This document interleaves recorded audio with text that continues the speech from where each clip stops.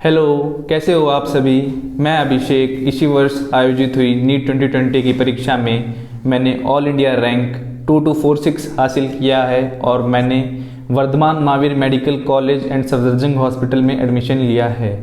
तो मैं अभी जैसे कि बहुत क्वेश्चंस आ रहे थे कि इस बारे में कि स्टडी मटेरियल क्या होना चाहिए और बुक लिस्ट के बारे में, तो मैं अभी जो बुक्स मैंने यूज़ की उसके बारे में आपको शेयर करना चाहूँगा आपके साथ और कैसे क्या प्रिपेयर करना उसके बारे में।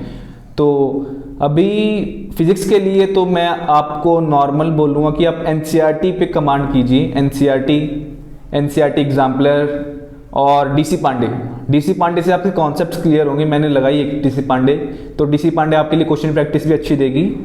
और अब डीसी पांडे और आकाश का जो आकाश के जो मॉड्यूल्स के क्वेश्चंस हैं आप वो भी लगा सकते हो। तो आकाश के जो मॉड्यूल्स के क्वेश्चन हैं वो अच्छे हैं, तो आप वो भी लगा सकते हो। आपका कॉन्सेप्ट अच्छा बिल्ड कर देंगे वो। और अगर आपने सब कर लिया है तो आप एचसी वर्मा लगा सकते हो। वैसे एचसी वर्मा की नीट के लिए कोई ज़रूरत नहीं है, पर अगर आपने सब कुछ कर लिया है तो आप एचसी वर्मा लगा सकते हो। और अब बात करते हैं केमिस्ट्री के बारे में। तो केमिस्ट्री में वही एनसीईआरटी तो हर सब्जेक्ट के लिए आपको करना ही पड़ेगा। एनसीईआरटी एग्जाम्पलर इनऑर्गेनिक पे कमांड के लिए आपको लाइन बाय लाइन एनसीईआरटी और एनसीईआरटी एग्जाम्पलर के क्वेश्चंस देखने ही पड़ेंगे। ऐसे ही ऑर्गेनिक में मैकेनिज्म वगैरह के लिए एनसीईआरटी आपको या एनसीईआरटी एग्जाम्पलर से उससे क्वेश्चन क्लियर हो जाएंगे। नीट 2020 का भी आप लेवल देखोगे 2019 का, कोई ऐसा नहीं है कि बाहर से क्वेश्चन पूछ रहे हैं, नॉर्मल लेवल चल रहा है। और आप इसके लिए ये कीजिए, आकाश के क्वेश्चन बैंक आकाश के जो मॉड्यूल्स के पीछे क्वेश्चन हैं वो आप लगाइए, तो वो भी हेल्पफुल होंगे। तो आप नॉर्मल ज़्यादा मतलब आगे मत जाइए, क्योंकि इतना क्वेश्चन पूछते नहीं, आप करके करोगे क्या, फायदा ही नहीं है। तो आप नॉर्मल अपने आप को एक लिमिट में रखिए, आप सिलेक्शन आराम से निकालोगे। 660 मार्क्स मेरे आए हैं, आपके ज़्यादा भी आ सकते हैं, 680 690 आ सकते हैं। तो वही रहता है। 2-3 क्वेश्चन तो ऐसे होते ही हैं, मतलब कि कई बार वो नहीं निकल कुछ। मैं मानता हूँ कि 2-3 क्वेश्चन के लिए आप ये थोड़ी आप बाकी के नंबर छोड़ दोगे, तो आपको भी अपनी कैपेबिलिटी समझनी है। तो नॉर्मल आप अपने आप को एक लिमिट तक ही सीमित रखें तो आप पक्का क्रैक कर जाएंगे। इतना मुश्किल पेपर नहीं होता नहीं। अब बात करते हैं केमिस्ट्री की।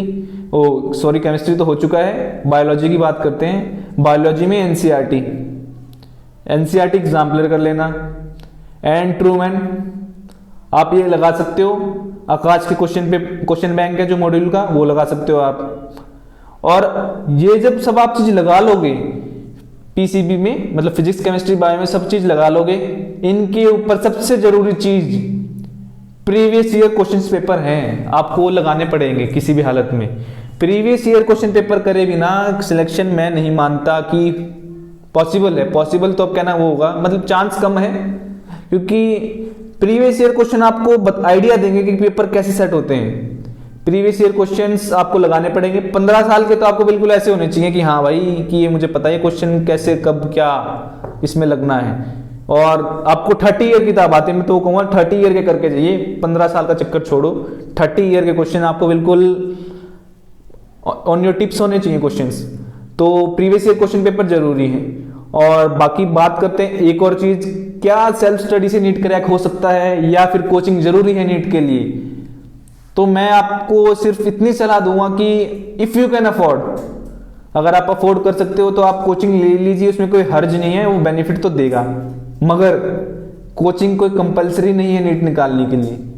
बिना कोचिंग के भी मैंने बच्चे देखे हैं जो क्रैक करते हैं नीट, ठीक है। तो मैं नहीं मानता कोचिंग जरूरी है, पर हाँ अगर आप अफोर्ड कर सकते हो तो ले लीजिए, उसमें भी कोई हर्ज नहीं है। और बिना कोचिंग के भी आप स्टडी मटेरियल से एनसीईआरटी फोकस रहना है। आप स्कूल गोइंग स्टूडेंट तो हो गई, या मतलब पास आउट स्कूल में तो पढ़ाई, आपने किताबें हैं, आपके पास दिमाग है, सारी चीजें हैं। बस कोचिंग क्या करती है, आपको गाइड करती है नॉर्मल, और कुछ नहीं है नॉर्मल। हाँ आप टेस्ट सीरीज, आपको टेस्ट जरूर देने पड़ेंगे, आपको डेली रूटीन अपना टाइम टेबल सेट करना पड़ेगा। उसके बिना पंक्चुअलिटी तो चाहिए ही हर चीज में, उसके बिना तो आप कैसे कुछ कर पाओगे। तो आपको मतलब ये नहीं है एक दिन तो 7 घंटे पढ़ लिया, 8 घंटे पढ़ लिया, 9 घंटे पढ़ लिया, और एक दिन बिल्कुल यहाँ भाई आज तो रेस्ट है छुट्टी मारो। आपको slow and steady wins the race, वही मंत्र यहाँ चलता है कि आराम से करो, प्रैक्टिस करते रहो धीरे धीरे, एक दिन आप भी क्रैक कर जाओगे, कॉलेज में आपका भी एडमिशन हो जाएगा। तो वही है, आप आराम से तैयारी करिए। तो इसमें कोई नहीं, सेल्फ स्टडी तो मस्ट है, मतलब कि कोचिंग लेने वाला बच्चा बिना सेल्फ स्टडी कर ही नहीं सकता क्रैक। तो मैं तो यही कहूँगा आपको सेल्फ स्टडी तो 90% रोल सेल्फ स्टडी का रहता है। 10 to 15%, 10% ले सकते हो आपकी एक कोचिंग इंस्टीट्यूट का रह जाता है, और उसमें भी मैं कहूँगा पर्टिकुलर टीचर्स का रहता है। तो वही आप सेल्फ स्टडी से नीट क्रैक कर सकते हैं।